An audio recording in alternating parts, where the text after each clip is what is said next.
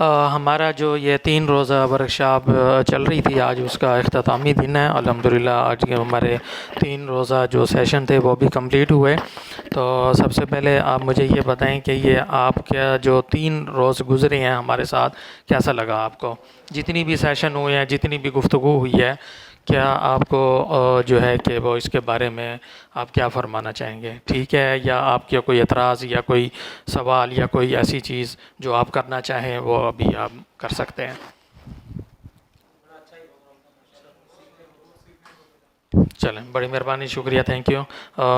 ہمارے ساتھ ابھی آج کے جو مہمان خصوصی ہیں اور میں ان کو اسٹیج کی طرف بلاؤں گا۔ سب سے پہلے ہمارے دی میڈیا فاؤنڈیشن کے لاہور سے ہیں جناب عادل یعقوب صاحب، آپ تشریف لائیں۔ اور اس کے بعد جو ہے کہ مفتی ارشاد الحق عصری صاحب ہمارے ساتھ موجود ہیں۔ آپ خطیب ہیں جامعہ مسجد بلال کے اور جمعیت الہدیٰ والخیر صوبہ سندھ کے، اور اس کے بعد سینئر وائس چیئرمین علماء مشائخ ونگ پاکستان امن کونسل برائے بین المذاہب ہم آہنگی، مفتی ارشاد الحق عصری صاحب اسٹیج پر تشریف لائیں۔ اور ہمارے جو آج کے مہمان خصوصی جناب سید بشیر رضا صاحب، آپ deputy chief C P L C اور پریزیڈنٹ ہیں آواز ویلفیئر کے، اور general secretary faith forum against intolerance terrorism and heads Shabbar Raza صاحب، شبر رضا صاحب، جناب شبر رضا صاحب آپ بھی اسٹیج پہ تشریف لائیں۔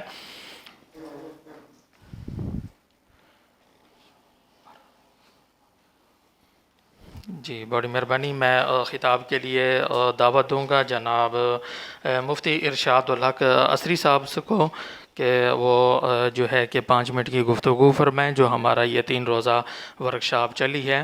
آپ جو ہے کہ اس پر 5 منٹ میں اتنا اہم موضوع اور 5 منٹ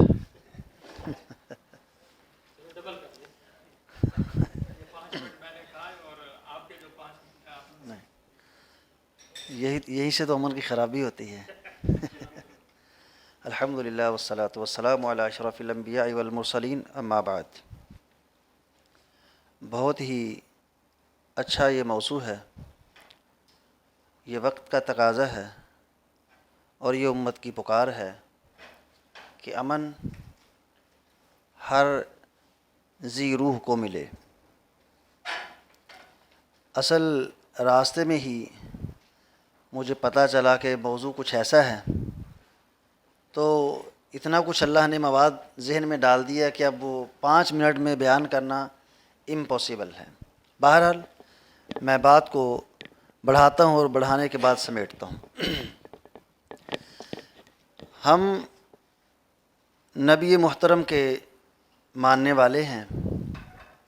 جب امن کی بات آتی ہے تو مجھے نبی محترم کا وہ واقعہ یاد آتا ہے کہ آپ علیہ الصلاۃ والسلام نے اونٹ کے مالک کو کہا تھا کہ اس کا حق ادا کرو، اس پہ ظلم نہ کرو۔ اگر میں بات کو آگے بڑھاؤں، ہم اس نبی کے ماننے والے ہیں کہ جو وضو میں بھی پانی کے ضیاع کا قائل نہیں ہے۔ اسی نبی رحمت نے یہ فرمایا تھا کہ ایک عورت جو تھی وہ ایک اللہ کی مخلوق ہے، کتا، اس کو پانی پلانے پہ اللہ رب العزت نے اس کو معاف کر دیا تھا۔ ہم اس نبی رحمت کے ماننے والے ہیں جس نے خطبہ حجۃ الوداع جو آخری خطبہ ہے اور جمعہ کا دن ہے، اور آپ علیہ السلام نے وہ جو خطبہ دیا ہے وہ ہمارے لیے بہترین مشعل راہ ہے، اور یہی ہماری زندگی کی بقا اور امن کا راز اسی میں مثمر ہے۔ ذرا اس مکہ کی بے آب و گیا آبادی، جب یہ بالکل جنگل تھا، صحرا تھا یا پہاڑ تھے، جو بھی تھے، ابراہیم علیہ الصلاۃ والسلام نے ایک دعا کی تھی۔ ہمارے ہاں معاش کی فکر ہے، جد الانبیاء کی ایک فکر تھی کہ وَإِذْ قَالَ إِبْرَاهِيمُ رَبِّ اجْعَلْ هَٰذَا بَلَدًا آمِنًا، امن ہوگا تو کھانے کا مزہ آئے گا۔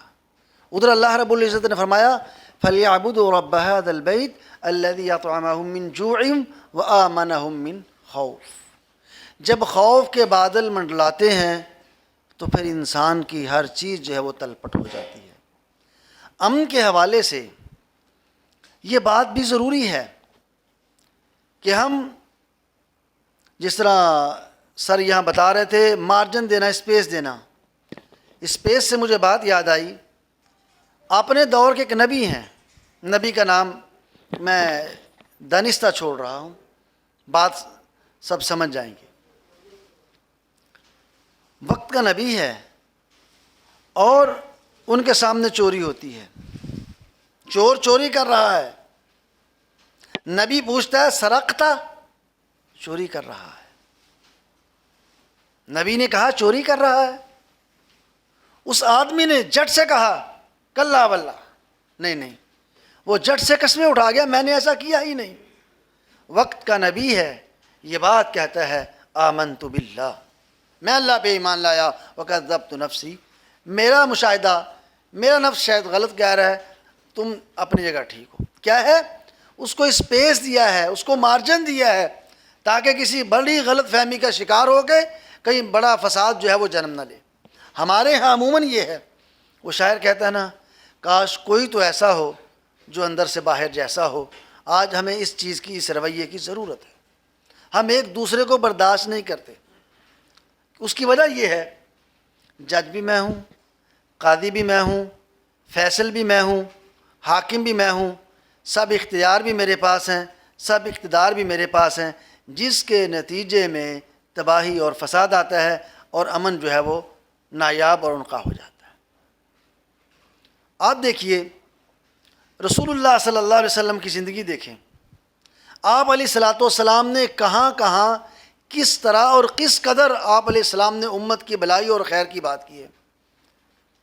آپ علیہ السلام نے فرمایا اگر قیامت قریب ہو، ان قامت الساعۃ وفی یدی احدکم فصیلہ، فصیلہ کہتے ہیں کھجور کے چھوٹے پودے کو، فرمایا اگر قیامت کا وقت قریب آ جائے، قیامت ہونے والی ہو اور تمہارے ہاتھ میں کھجور کا چھوٹا سا ننھا سا پودا ہو، اور اگر تمہارے اندر اتنے سانس باقی ہیں کہ اس کو لگانا چاہو لگا سکتے ہو، فَلْيَغْرِسْهَا، وہ کام لگا دے اس کو۔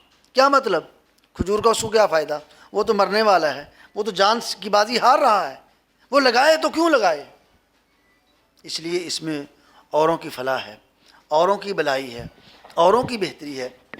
تو اس لیے یہ جو امن کا پیغام ہے اور یہ حقیقت میں انسانیت کے نام ہے، آج ہم ممبر و محراب کے وارثین جتنے بھی ہیں، اگر یہاں سے صدقے دل کے ساتھ برداشت، صبر، حلم، بردباری کا سبق یہاں سے دیا جائے ایمانداری سے، تو یقین کیجئے امن جو ہے وہ کہیں دور نہیں، وہ ہمارے بالکل قریب ہے اور امن ملتا ہے۔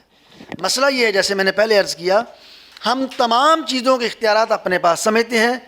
مثال کے طور پہ سامنے والے نے مجھ پہ ظلم کیا ہے، میں اللہ کو ماننے والا ہوں، جتنے یہاں بیٹھے ہیں سب اللہ کو مانتے ہیں، کوئی اللہ کا منکر نہیں ہے، سب مانتے ہیں اللہ ہے اور اللہ نے روز قیامت حساب کتاب کرنا ہے۔ تو ہم کیا کرتے ہیں؟ ہم اپنا فیصلہ سناتے ہیں جس کا نتیجہ تباہی در تباہی نکلتا ہے اور خاندانوں کے خاندان، نسلوں کی نسلیں مٹ جاتی ہیں۔ کیوں؟ ہم اللہ پہ نہیں چھوڑتے۔ میں آپ کو زندہ و جاوید ایک مثال ہے، ہمارے ایک جاننے والے لاہور میں پیراگون میں رہتے ہیں، وہ کہتے ہیں میری بکریاں ٹرک بھر کے رات کو چوری کر کے لوگ لے گئے۔ یہ پاکستان کی مثال دے رہا ہوں، یہاں اس دنیا میں آج بھی ایسے لوگ موجود ہیں۔ تو وہ کہتے ہیں کہ میں نے کسی ادارے میں جا کے شکایت نہیں کی، میں نے کسی ادارے میں شکایت نہیں کی، جا کے میں نے جس نے مال دیا تھا میں نے اسی سے شکایت کی۔ وہ شخص آج بھی حیات ہے، زندہ ہے۔ وہ کہتے ہیں کہ میں 6 مہینے گزرنے کے بعد میرا مال اللہ نے ویسے ہی ٹرک بھر کے واپس بکریوں کا کر دیا تھا۔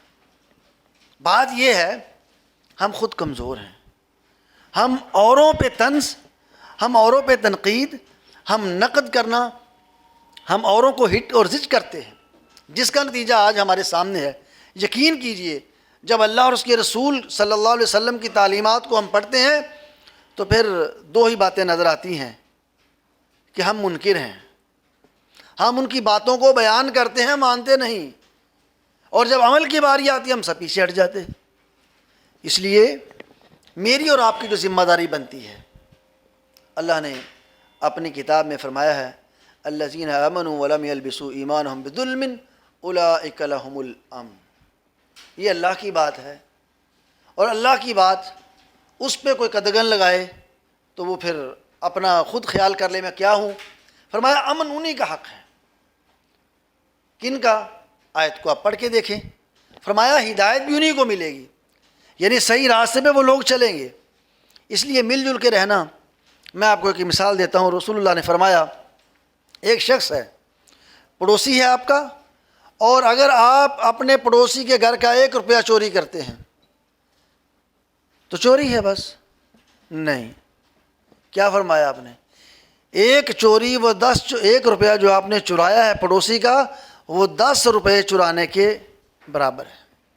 کیا مطلب؟ یہ اتنی قباحت اور شناعت ہے، یعنی اتنا بڑا جرم ہے کہ آپ اتنے گئے گزرے کہ اپنے پڑوسی کے گھر مال چرانے سے باز نہیں آتے جو آپ پہ اعتماد کرتا ہے۔ تو اس لیے میری آپ سے گزارش یہ ہے کہ جتنے بھی ہم یہاں ہیں، ہم برداشت کس بات پہ ہوتا ہے؟ ہمیشہ برداشت غلط بات پہ ہوتا ہے۔ حق بات کو تو فالو کرنا ہوتا ہے، حق بات کو تو قبول کرنا ہوتا ہے، حق کو تو ماننا ہے، غلط کو ہی برداشت کرنا ہے۔ آپ نے سنا ہوگا نبی علیہ الصلوۃ والسلام کا ایک ساتھی ہے کو ان کو کوئی آدمی برا بھلا کہہ رہا ہے، ان کو کوئی برا بھلا کہہ رہا ہے، اور دوسرا ساتھی اس کو جواب دے رہا ہے۔ تو رسول اللہ نے کیا فرمایا؟ کیا یہ بہتر نہیں تھا کہ تیری طرف سے فرشتہ جواب دے دیتا؟ تو ہمیں بیان تو بہت کچھ کرتے ہیں، ہم ممبر و محراب پہ بہت بیان ہوتا ہے، ہم بہت سنتے ہیں، لیکن بات صرف اتنی سی ہے کہ گفتار اور کردار کی بات ہے۔ ہم وہ کردار بنیں کہ جن کی مثالیں دی جاتی ہیں، ہم وہ لوگ نہ بنیں کہ جن کو بس بیان تو کیا جاتا ہے لیکن دوسرے الفاظ میں، بس کردار اپنا زندہ کریں۔ اور وہ امن کیسے ملے گا؟ وہ اللہ نے ایک ہی بات بتائی ہے، ابراہیم علیہ السلام نے دعا کی تھی اور اللہ تعالیٰ نے یہ فارمولہ بتا دیا ہے، اولئک لہم الامن وہم مہتدون، جو اللہ کے ساتھ غلط کام نہیں کرتے، جو اللہ کے خلاف نہیں جاتے۔ فرمایا امن ان کا حق ہے، یہ اللہ کی بات ہے۔ فرمایا سیدھا راہ یہی چلنے والے ہیں۔ تو اس لیے جس کو اللہ نے زبان دی ہے وہ اپنی زبان کے ذریعے، جس کو اللہ نے وسائل دی ہیں وہ اپنے وسائل کے ذریعے، جس کو اللہ نے لکھنے کی توفیق دی ہے وہ اپنے لکھنے کے ذریعے امن کا اس وقت جو خاص طور پہ ان حالات میں وطن عزیز جن مسائل سے دوچار ہے، اور وہ کسی سے ڈھکا چھپا اور مخفی نہیں ہے۔ ملک پاکستان وطن عزیز اس وقت ہر طرف سے، وہ اندرون ہو یا بیرون ہو، وہ معاشی ہو یا معاشرتی ہو، ہر طرح سے ہم گھرے ہوئے ہیں، مسائل کا شکار ہیں۔